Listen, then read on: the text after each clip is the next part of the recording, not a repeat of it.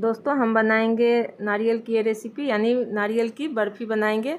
तो सबसे पहले हम नारियल को तोड़ लेंगे और फिर इसका जो ये छिलका होता है ना, सेल, इसे भी हम हटा लेंगे। ऐसा इसलिए करेंगे क्योंकि ये हटा देने से बर्फ़ी का कलर भी अच्छा आएगा और हमारी बर्फ़ी सॉफ्ट भी बनेगी।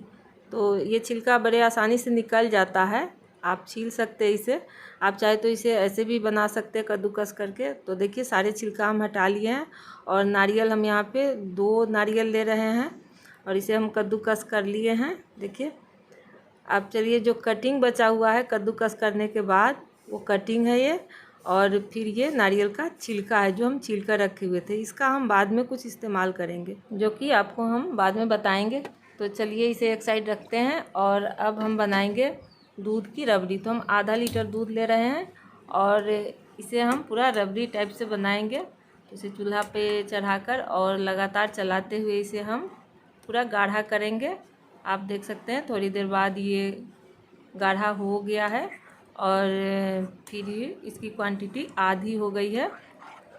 हमें इसे आधा कर लेना है। अब चलिए रबड़ी हमारी तैयार हो गई। अब हम गैस को ऑफ कर देंगे और फिर आगे की तैयारी करते हैं। तो हम क्या करेंगे, नारियल को माप लेंगे। ऐसा इसलिए करेंगे कि हमें चीनी का एक अंदाज़ मिल जाएगा। तो हम किसी भी बर्तन से नारियल को मापेंगे और ठीक उसका आधा हम चीनी लेंगे। तो हम यहाँ पे 2 कप नारियल को मापे हैं तो 1 कप चीनी लिए हैं। तो आप किसी भी बर्तन से माप ले और उसका आधा चीनी ले लें। फिर ये रबड़ी जो हम बना कर रखे थे वो है, और फिर हम नॉर्मल दूध लेंगे। तो दूध आप मलाईदार ले सकते हैं, अगर आपके पास एक्स्ट्रा मलाई है तो वो भी आप इसमें इस्तेमाल कर सकते हैं। अब चलिए नारियल को थोड़ा सा भून लेते हैं। ऐसा हम इसलिए करेंगे कि मिठाई की लाइफ जो है वो थोड़ा सा बढ़ जाती है। तो अगर आप कम मात्रा में बना रहे हैं तो आप ऐसे भी बना सकते हैं, कोई ज़रूरी नहीं है इसे भूनना।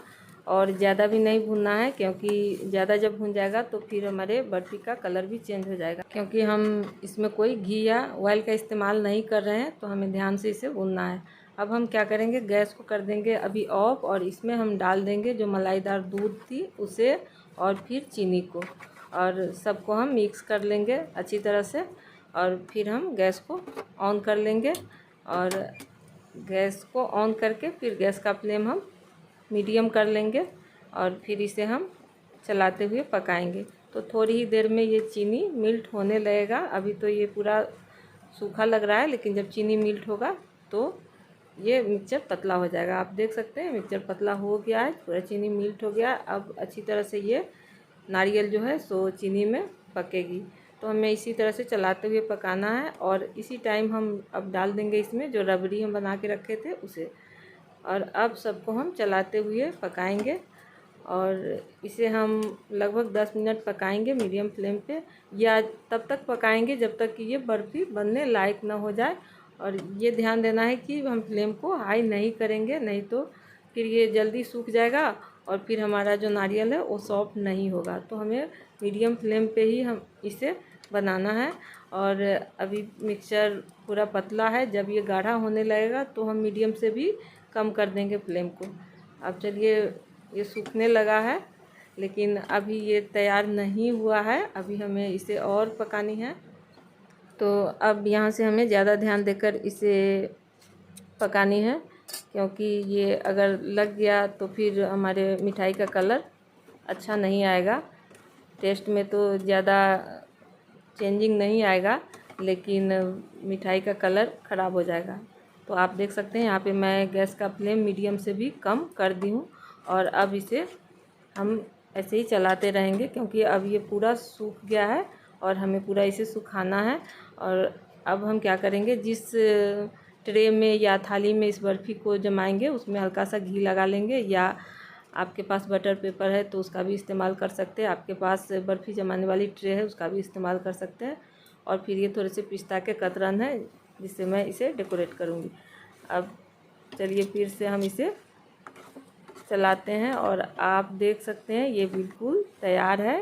ये घी भी छोड़ने लगा है, जब लगे कि ये ऑयल छोड़ने लगा है तो समझे कि ये पूरा तैयार है। और जब ये तैयार हो जाता है तो थोड़ा सा स्ट्रेचेबल हो जाता है। देखिए पूरा लचीला लचीला सा ये हो जाता है।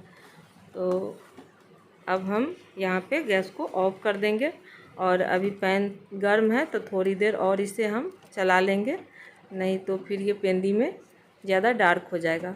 और अब चलिए इसे हम जिस थाली में या ट्रे में हम जमाएंगे उसमें हम डाल लेंगे और तुरंत ही डालेंगे, यानी कि यहाँ पे हम ज़्यादा टाइम नहीं लगाएंगे। हम गर्म गर्म ही जिस बर्तन में बर्फ़ी को सेट करेंगे उसमें हम डाल देंगे और फिर इसे अच्छी तरह से पूरा बराबर कर लेंगे इस तरीके से।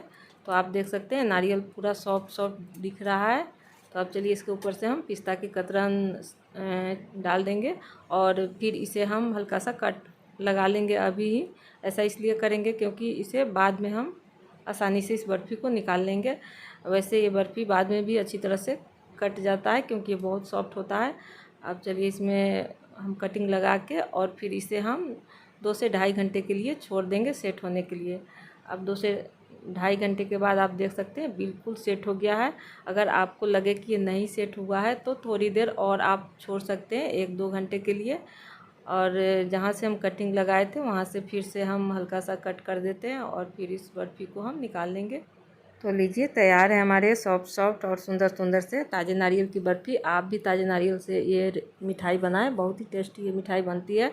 वैसे मैं डेसिकेटेड कोकोनट की लड्डू की रेसिपी आप सबके साथ शेयर कर चुकी हूँ और उसमें एक मिस्टेक मेरे से हो गया है। मैं चीनी डालने वाली जो वीडियो क्लिप है उसे मैं सेट नहीं कर पाई किसी कारण से। वैसे मैं चीनी का माप उसमें बता चुकी हूँ, तो चलिए कोई बात नहीं, आप चीनी का माप देखकर और उस रेसिपी को बना सकते हैं। तो अगर ये मेरी रेसिपी पसंद आई हो तो वीडियो को लाइक कर दीजिएगा, चैनल को सब्सक्राइब कर दीजिएगा और साथ ही बेल आइकन को ज़रूर बजा दीजिएगा ताकि मेरी अगली वीडियो का यानी अगली रेसिपी का नोटिफिकेशन आपके पास आसानी से पहुँचे। अब चलिए जो हम कतरन रखे थे नारियल का और छिलका उसका रेसिपी बनाते हैं।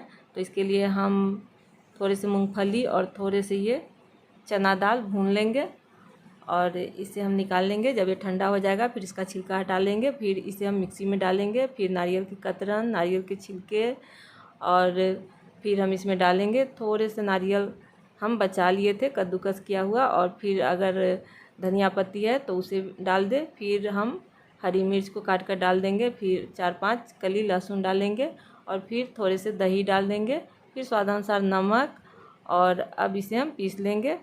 तो अब ये दरदरा पीस चुका है। अब इसमें हम डाल देंगे थोड़े से पानी और फिर हो गई हमारी चटनी तैयार। तो अब इसमें हम छौंका लगा लेते हैं। तो इसके लिए हम एक पैन में ऑयल डालेंगे, फिर सरसों दाने, करी पत्ता और साबुत लाल मिर्च, और चलिए छौंका लगा देते हैं। तो चलिए तैयार हो गई हमारी चटनी भी। तो बाय फ्रेंड्स।